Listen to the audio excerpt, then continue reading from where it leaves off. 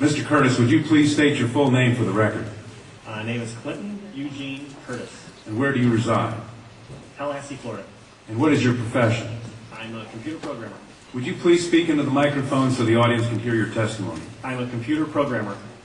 Mr. Curtis, are there programs that can be used to secretly fix elections? Yes, How do you know that to be the case? because in October of 2000, I wrote a prototype for President Congressman Tom Feeney at the company I work for in Oviedo, Florida, that did just that. And when you say did just that, it would rig an election? It would flip the vote 51-49 to whoever you wanted it to go to and whichever race you wanted to win. And would that program that you designed be something that elections officials that might be on county boards of elections could detect? They'd never see it. Mr. Would you answer that question once again? They would never see it. So how would such a program, a secret program that fixes the election, how could it be detected? You would have to view it either in the source code, or you'd have to have a receipt and then count the hard paper against the actual vote total. Other than that, you won't see it.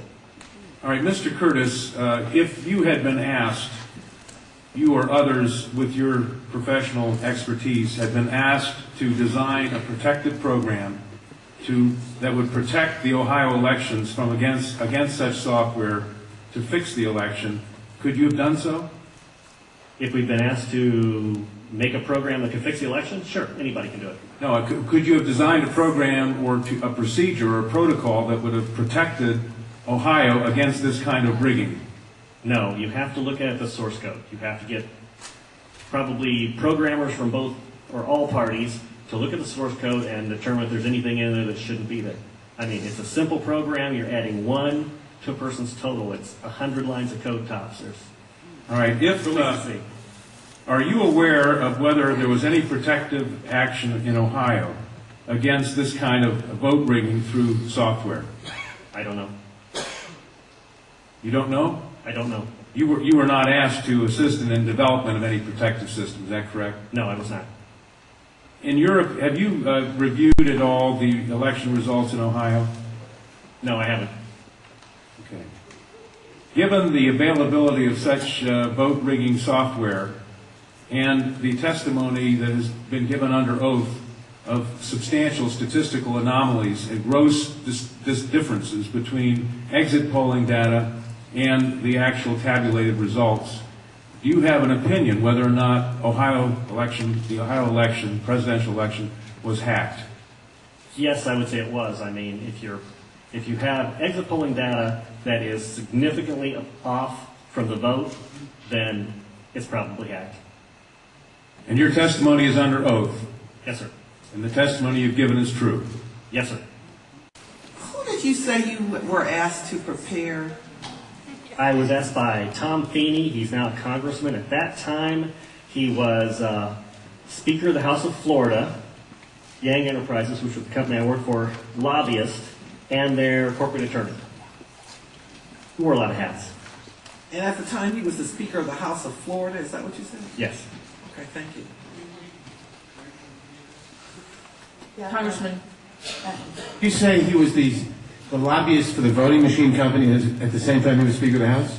I don't know what the voting machine company is. He was a lobbyist for Yang Enterprises. We had NASA contracts and Yang Enterprises did what? Computers? computers.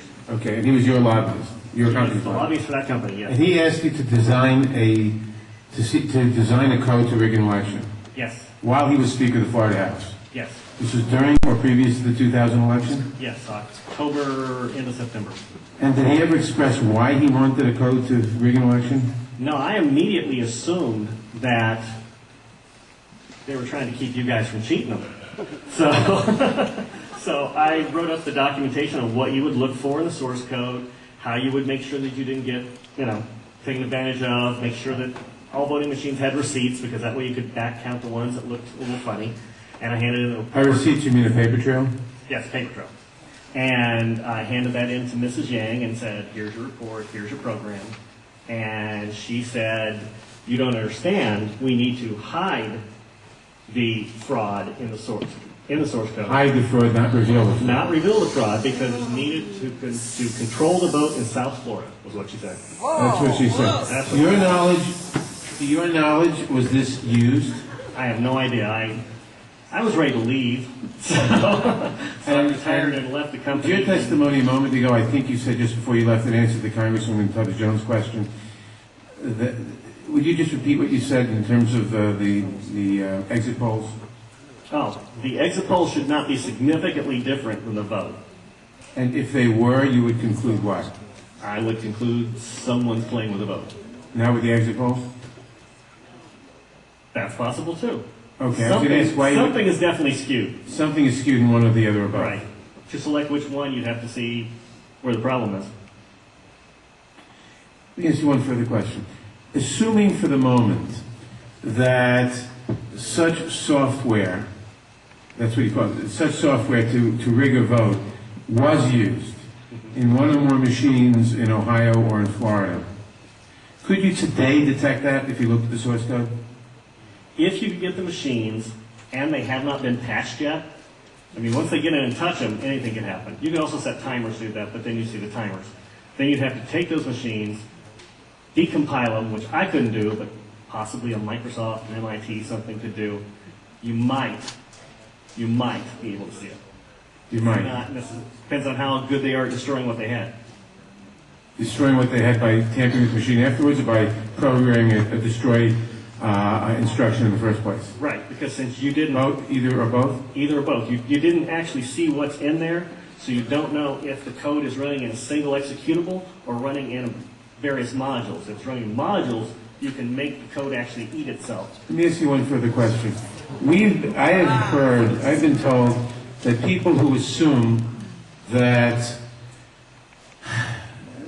lots of the election results, or that a large fraction of the election result in any state may have been affected by deliberate fraud in the computer, are paranoid because in order to do that, you'd have to have access to thousands of machines, and that would be readily detectable. To what extent is that true? It depends on the technology you use. If you did a central tabulation machine that fed in, all you'd have to do is set a flag. You set a flag, the central tabulation machine would then flip your vote.